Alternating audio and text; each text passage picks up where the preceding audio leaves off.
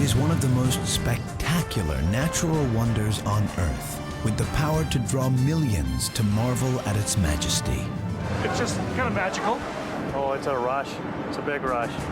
Oh, I love it. Getting that close. It's a good feeling. Ever since a movie star made them famous, Niagara Falls has shown us the power of love. They do thousands of weddings here each year, and we've got your invitation. You may kiss the bride. Then we take the plunge with those who risk their lives to conquer this marvel of nature and show you where many of them end up. We brave the raging waters of powerful whirlpools and show you how to soar above them for a bird's eye view.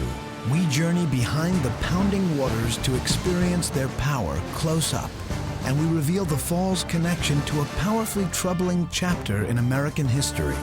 Stay with us for Secrets of Niagara Falls.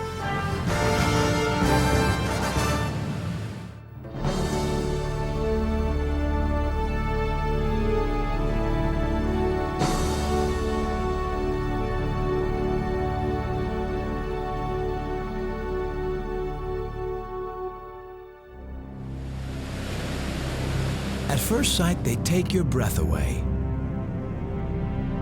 More than 5 billion gallons of water per hour spilling into a thrashing turmoil called Niagara Falls.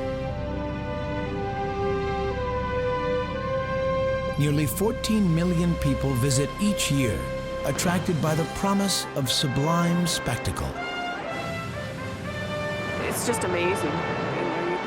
It's something you can't imagine until you see them. It's not a man-made Disneyland attraction. I mean, this is just real, and it's gorgeous, and it just goes 24 hours a day. It doesn't stop. There's not a magic switch to turn it off. All year, you'll hear languages from everywhere. You'll see dress from everywhere. And so it's like going all over the world when you come to Niagara Falls.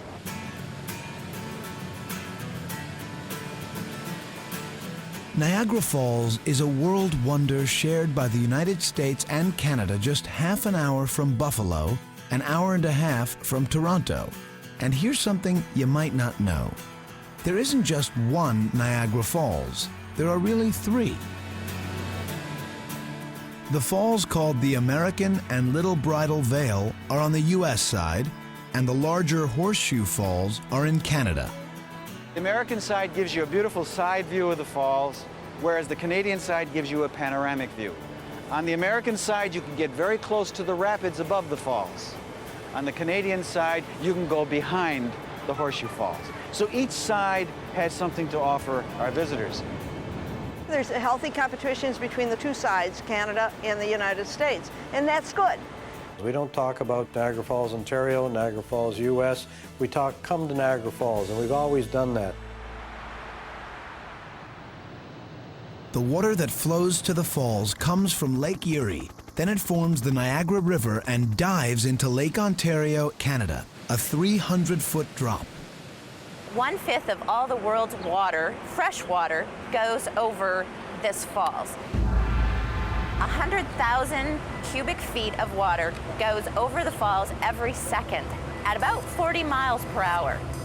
The American falls are 180 feet high, and on the Canadian side, they soar to 170 feet. But that wasn't always the case. 12,000 years ago, both the falls on the Canadian and the American side were only 35 feet tall.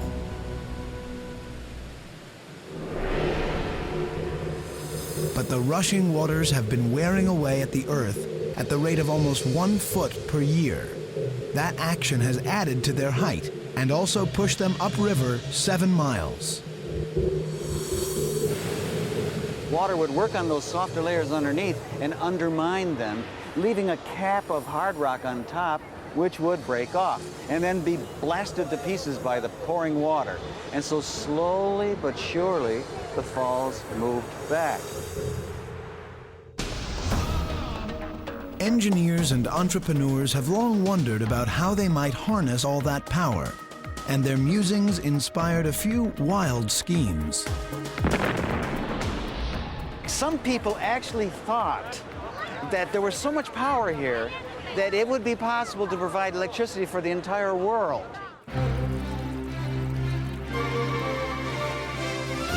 That was nothing more than a pipe dream. But as early as the 1920s, an electrical power plant was built here, and 2 more in the 1950s. Today, power plants on both the Canadian and the American side produce enough electricity to light 24 million 100-watt bulbs at once. It's so powerful that Niagara is feeding cities, populations probably in excess of 10, 12, 15 million people every hour, every minute, every day. But the real power of the falls is not found in the force it generates. For over a century, people have been flocking here to see this spectacle of water. And in 1953, it became a premier tourist destination after Hollywood came to town with one of its biggest stars.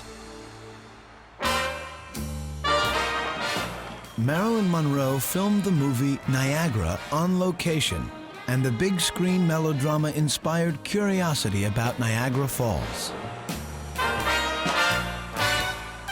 Once Marilyn Monroe came to Niagara, you had 2 natural wonders of the world in one location at the same time. Marilyn Monroe and Niagara Falls. And I'll tell you, the following summer, after the movie was released in January of 1953, the following summer, you had more people than ever visit Niagara Falls because Marilyn really put it on the map. But while Marilyn popularized the falls, Niagara has always had a special allure, particularly for lovers. For over 200 years, this has been one of the top honeymoon destinations in the world.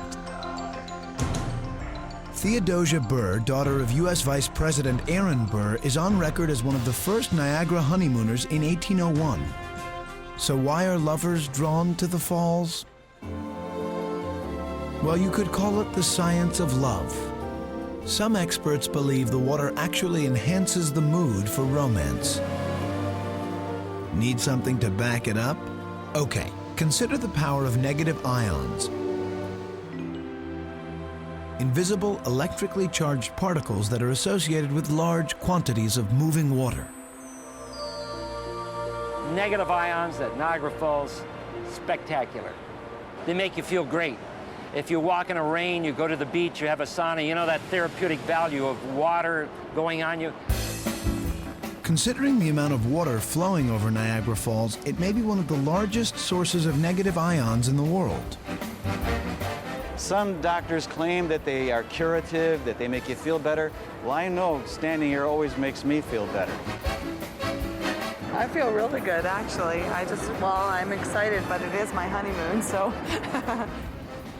Whatever the reason, honeymooners do flock to the falls by the thousands every year, attracted to the many possibilities they present for a picturesque wedding.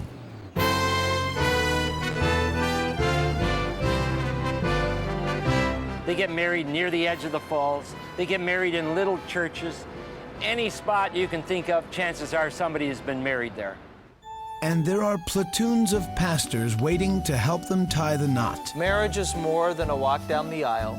Reverend Derek Reimerchuk is the most marrying man in town. He says he does about 800 weddings a year. That's an average of 2.5 weddings a day. And he has married couples from 36 different countries. You may kiss the bride. To be able to stand in front of the majestic falls and to hear the roar and to see the beauty that God's created, it just really adds to that wedding day. Niagara Falls came in as an option from the get-go. It was very pretty, picturesque, and we want to take it away from Ohio where we were at. But honeymooners at the falls get more than negative ions and a breathtaking backdrop to begin their new life. They get a certificate to prove that wedded bliss all started here, signed by the mayor of the Canadian side. He puts pen to paper on 500 of these each month. In case you're wondering, he tied the knot here too. I got married overlooking the falls. I was born and raised in the city of Niagara Falls, and I couldn't have picked a better spot. Just a panorama and a vista that's second to none anywhere in the world. There's no place in the world that you can duplicate Niagara Falls.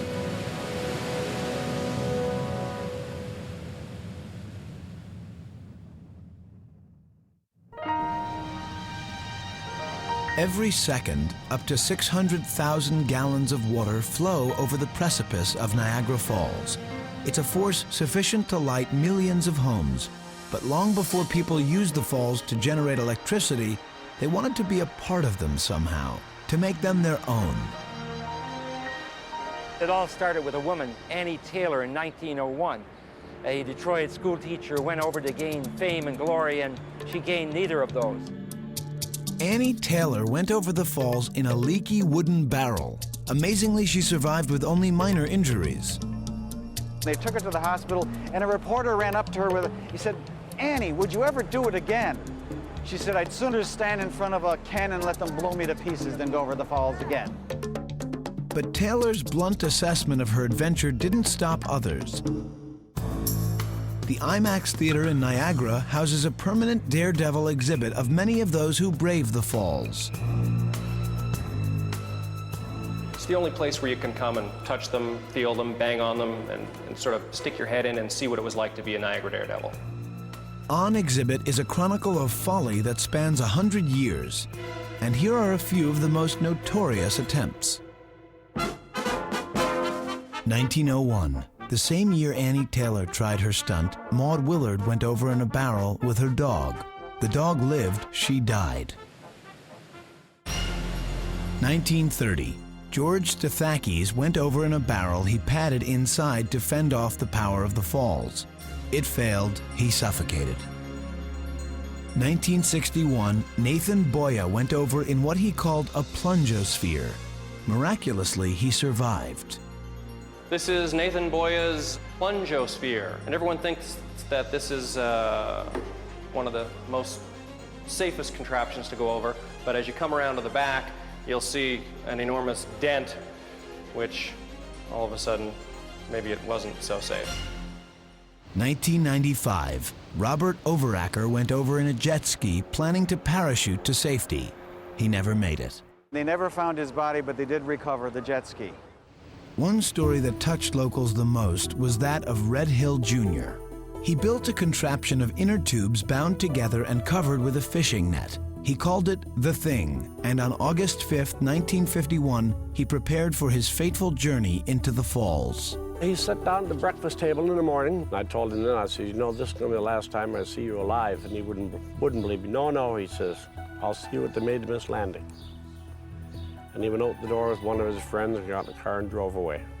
At 3:30 p.m., Red Hill Jr. went over the falls in his bizarre inner tube device. Sheila Turcott was an eyewitness.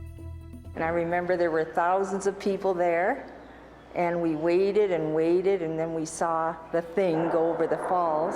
I was with my mother right on the Maid Miss dock. And as soon as the tubes and everything come out all tangled up and in the mesh and that, I told my mother he didn't make it. But my brother was killed instantly because his body never sank. But what made Red Hill Jr.'s story so unusual was not that there were eyewitnesses. It's that he comes from a family who has devoted itself to rescuing people from the treacherous waters of the falls. Red's father, Red Hill Sr., was born in Niagara Falls in 1888 and knew the river like the back of his hand. Every time someone jumped over the falls or fell in the river, they'd ask him when the body would come up and where, and if he'd recovered. And anytime there's any rescue work to do along the gorge, he'd go down the cliff and bring people out. At the time of his death, he'd rescued 28 people and recovered 177 bodies out of the whirlpool. Red's brother, Wes, continued the family tradition of rescue. He started when he was old enough to walk. We got a call to go down the whirlpool. There's a body down there, so I went down with my brother, Red. And we got down there, he says, "Take the rope, swim out, put hooks in that body, we pull it in." I said, "I don't know